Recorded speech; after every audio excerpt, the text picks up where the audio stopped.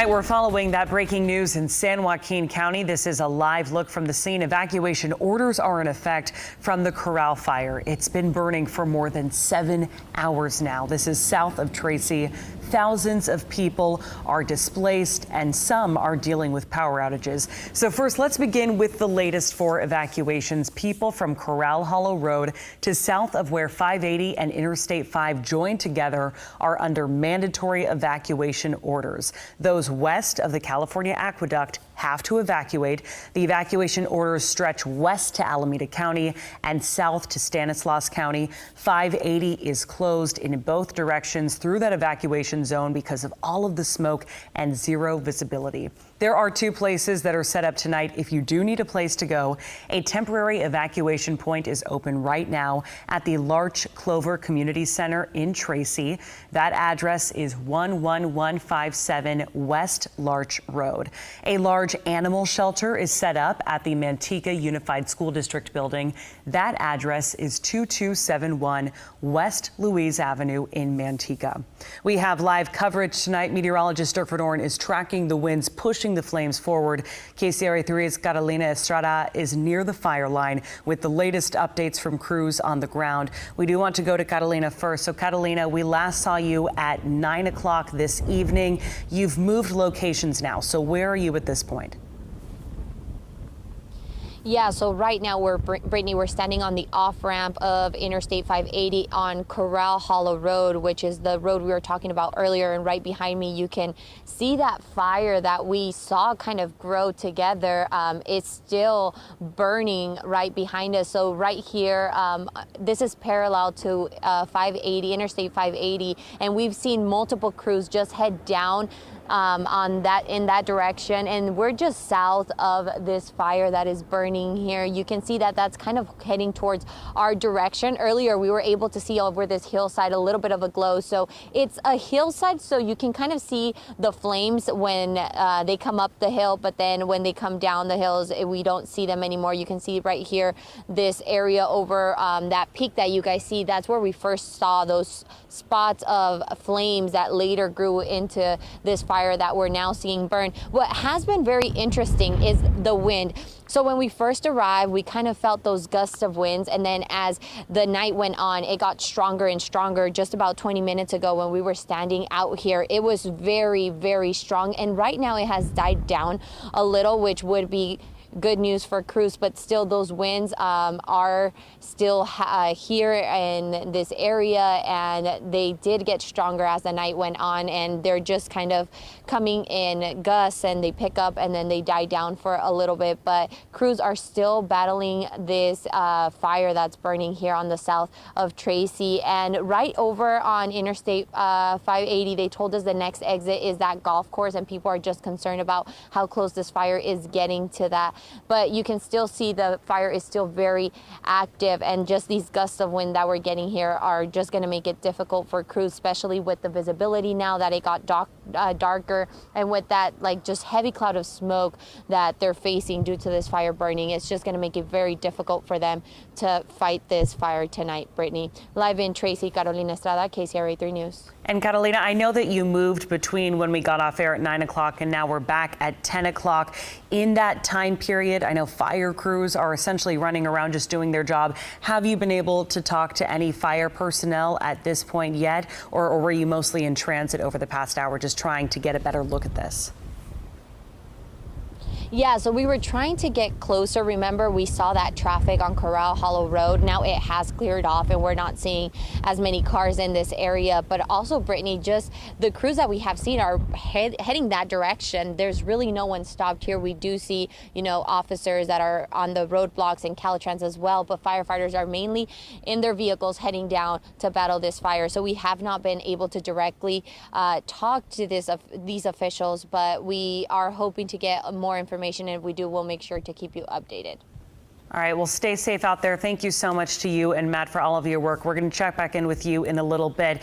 You can hear the wind in Carolina's shot. You could see it in her hair. There were a few really powerful gusts just during her live report there that we could hear through the microphone. Yeah, and as we've talked about earlier and previous while we were covering this, that the winds are going to stay with us. The winds are going to be with us through the night tonight and start tapering off tomorrow. And we'll take a closer look at that forecast in just a moment.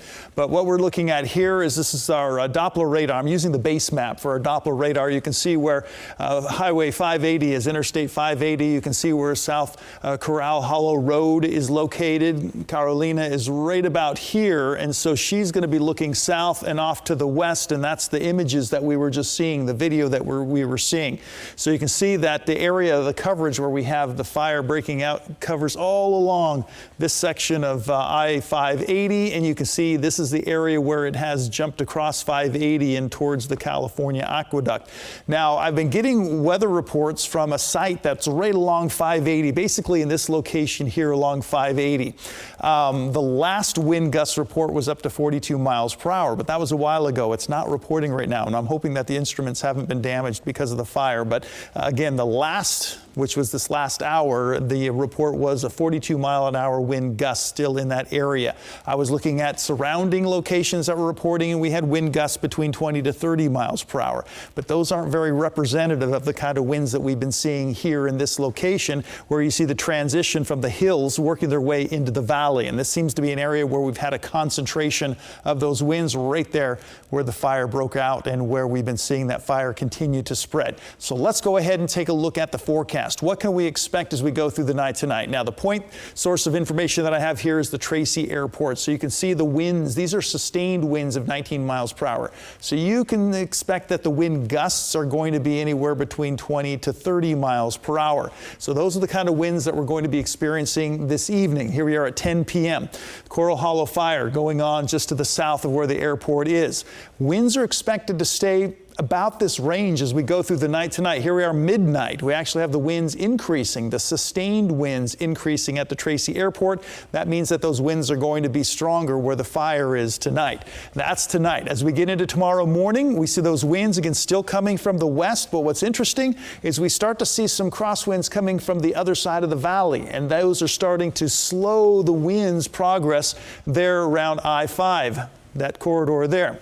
Winds start to taper off around Tracy Airport, the sustained winds do. And as we progress through Sunday morning, we steadily see those winds shifting a little bit. And so we still have the west winds. Here we are at 7 a.m. They're still going not as strong. They're going to be a little bit stronger, though, around the fire. But we see a stronger wind coming from the east and also a north wind starting to develop. So as we go through the morning and into the afternoon, we see more of a steady north wind that will be developing in this area. So we will see the winds decrease. We're also going to see those winds shift a bit as we go through the morning hours tomorrow and into the afternoon. So from a west wind to more of a north wind.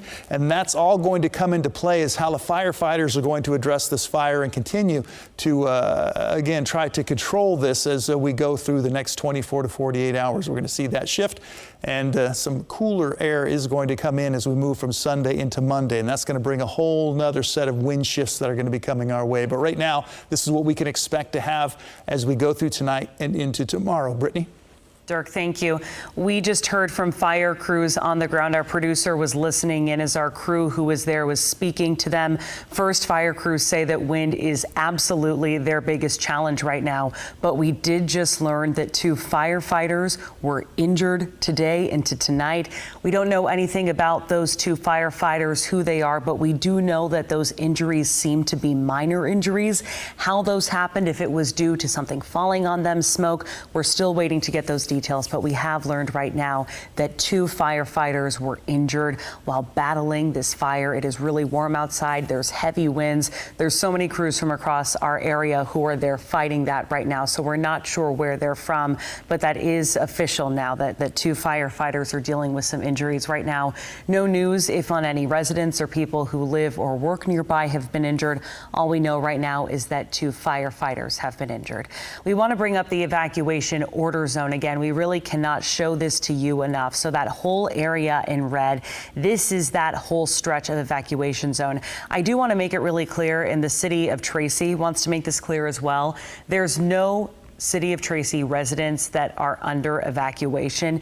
This is all folks who are in Stanislaus County. It just gets really close to the City of Tracy.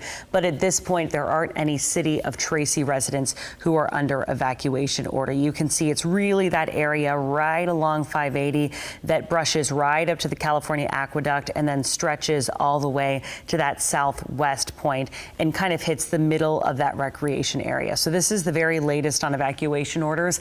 These haven't changed for a few hours, but as you heard Dirk say, the direction of the wind is going to change overnight. So even if you aren't in this area, if you are close by, you want to have your go bag ready tonight. All right, at 9 o'clock tonight, more than 2,300 customers were dealing with power outages in the area. If you were with us earlier, we saw those planes that were just going through power lines. Well, this is a live look at the PG&E outage map right now. This is actually some really great news. You can see that it looks like a lot of the outages south of Tracy, they're now yellow, so that means fewer people are without power. At this point, I believe it's just a few hundred people who are without power along Corral Hollow Road. So that is a great update despite seeing all of those flames around that infrastructure. PG&E has really been on top of this, and a lot of folks there have power. So that is some good news that we have to share. We have some new video tonight, and a big thank you to our viewers who have been sending us this. A viewer sent us this shot of a bus that seemed to be on fire. Look at the wheels there. You can see flames just all along those wheels. This was taken at around 6 p.m. on Tracy Boulevard near I-580. Fire crews there trying to get it. It actually looks like this is a Stanislaus RTA, so it looks like this is some sort of public transportation bus that actually caught on fire. Not sure how that happened. This is from Stu Jossie, who sent this in, so thank you for sending that. But you can see the bus was pretty close to where those flames were. I hope everyone inside was okay. It looks like they're helping some folks kind of get off the side of the road there as we're zooming in. Not sure if that was someone in that black vehicle or if that was someone inside of the bus or the white vehicle, but this is one aspect of that scene from earlier today. Let's show you a time lapse of the fire tonight. This is going to give us some really helpful perspective. You can see the smoke from the fire and where some of the flames were, and then as soon as night falls, that's when you can really see that glow, and then it goes white, and you can see how widespread all of those flames were. And even that on the left, you can see it kind of grow. That's what we were watching from Catalina and Matt's shot throughout our coverage from 6 to 9 tonight. We are going to stay on top of this, of course. We have more video from viewers, and we thank viewers for taking this video. We will be right back after this break. Stay with us.